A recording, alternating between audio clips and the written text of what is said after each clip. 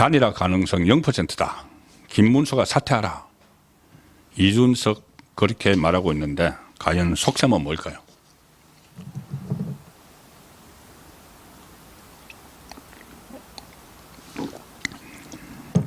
말씀드린 대로 자강론, 김문수의 힘으로 보수가 총결집해서 이재명을 제치는 여론조사 결과가 나오고 그러면은 굳이 이준석을 끌어들일 필요가 없겠죠. 끌어들이면 안 되죠. 이준석 후보는 지금은 정말 이재명을 막아야 되기 때문에 이재명 집권을 막아야 되기 때문에 모든 이재명에 반대하는 세력은 다 모아야 되기 때문에 이준석뿐이 아니고 제가 어제 말씀드렸다시피 뭐 이낙연 전 총리 민주당 쪽에 있었던 그리고 민주당에서 비명 행사했던 비명계들까지 전부 다 같이 하는 그런 전선을 구축을 해야 된다. 연합전선이죠. 연합전선. 이재명의 집권을 막아야 되는. 그래서 그중에 현실적으로 필요한 사람이 후보 단일화를 통한 이준석이다. 자, 근데 이준석은 일단 지금 소개드린 대로 완강히 거부하는 반응을 보이고 있습니다. 오늘 한국방송기자클럽 초청 토론회에 참석을 했는데 이런 말들을 이준석이 했습니다. 이준석 특유의 어법이라고도 할 수 있는데 단일화 가능성, 자신이 사퇴하는 단일화 가능성은 0%다. 단일화 가능성 0%다. 정치인들은 이렇게 단전적으로 보통 말 안 합니다. 그런데 이준석은 그렇게 할 수밖에 없는 이유가 있습니다. 뭐냐면은 본인이 조금이라도 단일화의 문을 열면은 약간의 문이라도 열리면은 이준석을 지지하던 사람들조차도 다 떠나죠. 왜냐하면은 어차피 지금의 단일화는 김문수 후보로의 단일화입니다. 그러면은 선거에 나오지 않을 사람이라는 인식이 박히면은 이 지지를 철회하죠. 사표조차도 아니고 완주를 해야지. 뭐 투표를 하면은 사표가 되느니 마느니 뭐 죽음표가 되느니 마느니 이런 이야기를 하지만은 아예 단일화 가능성이 확 열리는 모습을 보이면은 지지를 안 합니다. 그러면은 지지율이 지금보다 떨어지죠. 그러면 몸값이 떨어지는 겁니다. 이준석의 몸값이 떨어지죠. 몸값이 떨어진다는 것은 곧 단일화 협상에서 불리한 위치에 설 수밖에 없다. 지금 이렇게 계속 버티면서 단일화 가능성 없어. 그러면은 그런데 정치공학적으로 단일화를 안 하면은 이길 수가 없는 그 상황이 되면은 오히려 애가 타는 쪽은 김문수 후보가 되는 것이죠. 자, 그래서 그때 몸값을 높여놔야지. 지금 일각에서 나오는 이 공동정부론 또는 그 70대 대통령, 40대 총리론, 김문수 후보도 이준석과의 단일화가 필요하기 때문에 40대 총리론까지 이야기가 나왔습니다. 자, 그런데 그것은 나중에 대선 이후에 일어날 일이고, 물론 그 전에 이제 약속은 할 수가 있지만은 어쨌든 그만큼 자강론이 먼저지만은, 물론 자강론이 먼저지만은 플랜 A가 달성되기 지금 좀 현실적으로 힘들기 때문에 플랜 B로 이 단일화를 계속 이야기를 하고 있는 겁니다. 자, 여기에 대해서 이준석 반응이 단일화 가능성은 0%다. 이준석의 이야기입니다. 단일화 협상에 뛰어들어서 이긴다 한들 그 세력이 결국 어떻게 나올 것인지 알고 있기에 응할 생각이 없다. 태행적 단일화를 할 수 없다. 자, 이것은 본인이 과거에 윤석열 전 대통령 집권 과정에서 상당히 당 대표를 하면서 소동을 일으켰죠. 소동을 일으켰습니다. 성접대 의혹부터 시작을 해서 그 다음에 뭐 윤핵관 이러면서 막 싸우고, 그래서 그것 때문에 윤석열 전 대통령이 집권 초반에 어려움을 겪은 측면도 있습니다. 어쨌든 지금 이제 그 책임을 물을 딴 게 아니고, 그런 상황에서 본인이 뭐 징계를 받으니까 가처분 소동을 일으키다가 또 본인의 당에서 나중에 나왔죠. 그 과정을 또 계속 이야기를 하는 겁니다. 그런 정당과 내가 왜 손을 잡느냐. 이렇게 이야기를 하는 이유는 본인이 확보한 지금 여론조사상에 나오는 10% 정도의 지지자들을 그대로 끌고 가야지 나중에 단일화 협상에서 유리한 위치에 서게 되는 것이죠. 가령 자기 지지율이 한 5% 나오는데 둘을 합해도 이재명을 이기지 못한다. 이런 여론조사가 지금 나와 있다면 이렇게 세게 하지는 못할 겁니다. 어쨌든 그런 이야기를 했습니다. 그리고 이런 말도 했습니다.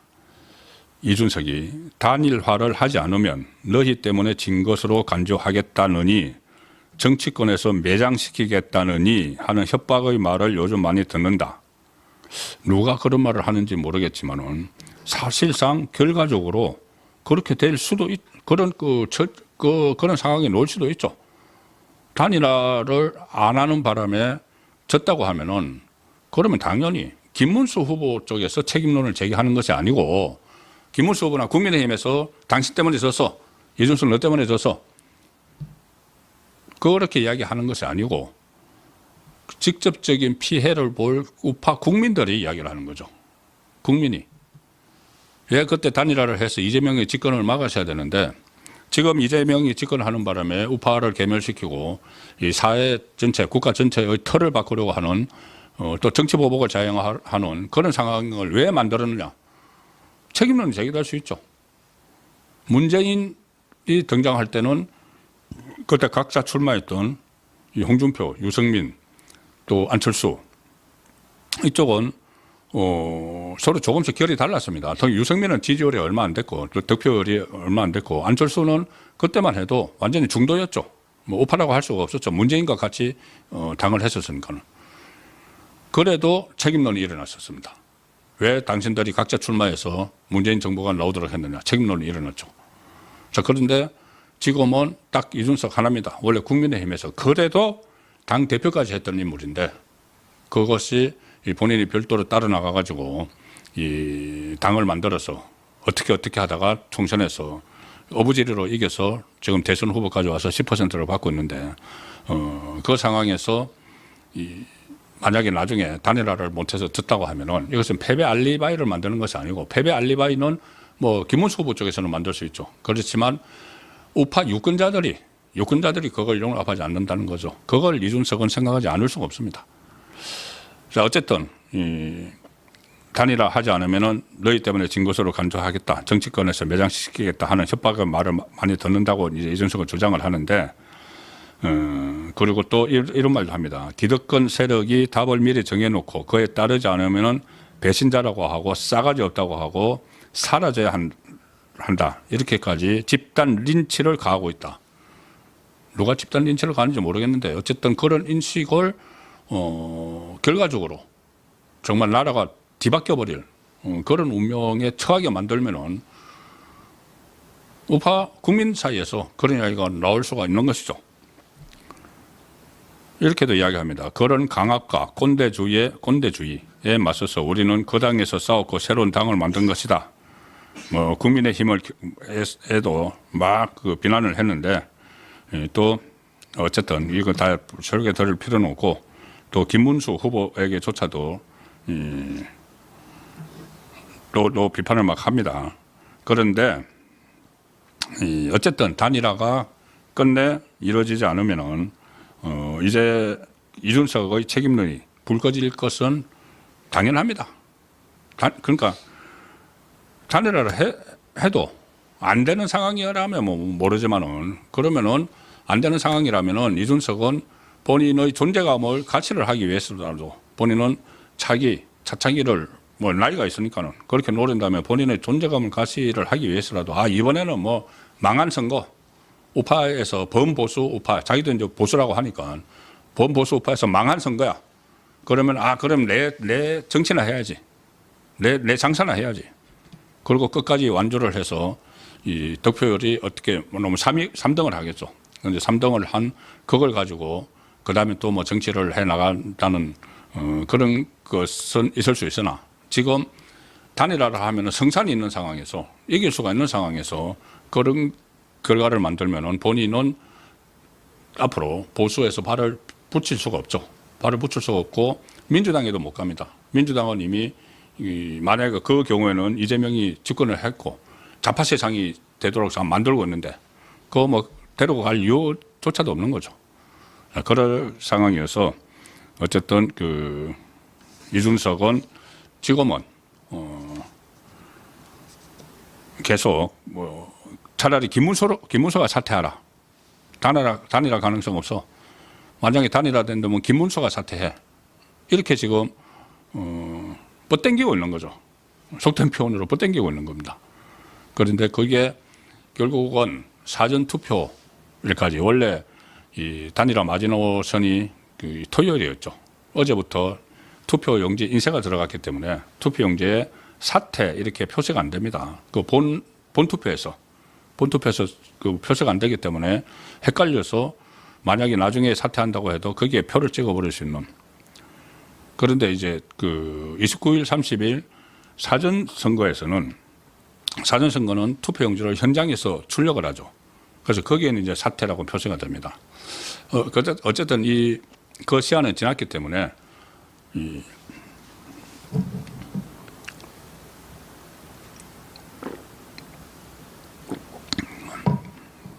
사전투표 시한이 지나면은 별 의미가 없어집니다.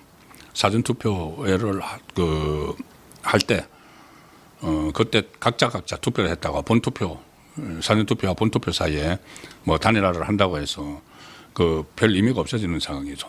그래서, 28일이니까는 시간이 얼마 남지 않았다. 단일화, 자강을 하면은 가장 좋지만은 현실적으로 그것이 어려우면은 이재명의 집권을 무조건 막아야 되고, 이재명 집권을 막아야 되는 이유를 제가 지금부터 몇 시간이라도 말씀드릴 수가 있습니다.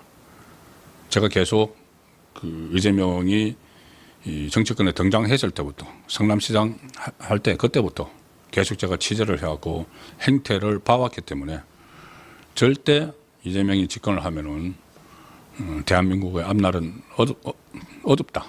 그리고 그것이 단번에 그 상황이 변할 수가 없습니다.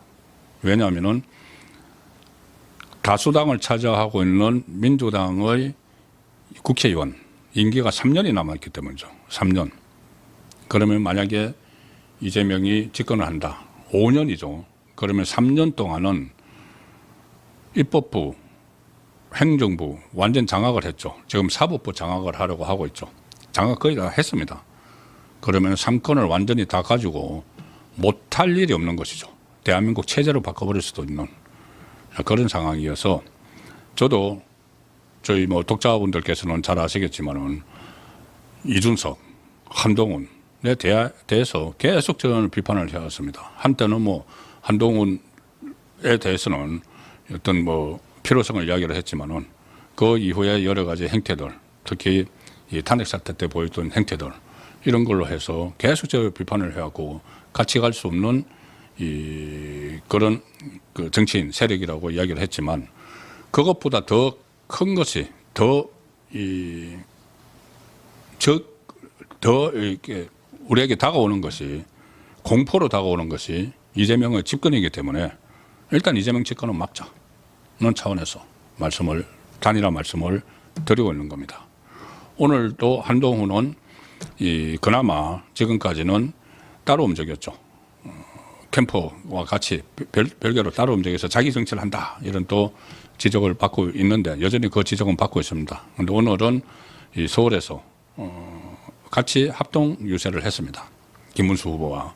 자, 그런 것들이 전부 다 좀 모아지고 하면은 충분히 이재명의 집권을 막을 수가 있다는 생각이 들고 거기에 박근혜 심지어 오죽하면 박근혜 전 대통령까지도 돕겠다고 나섰습니다.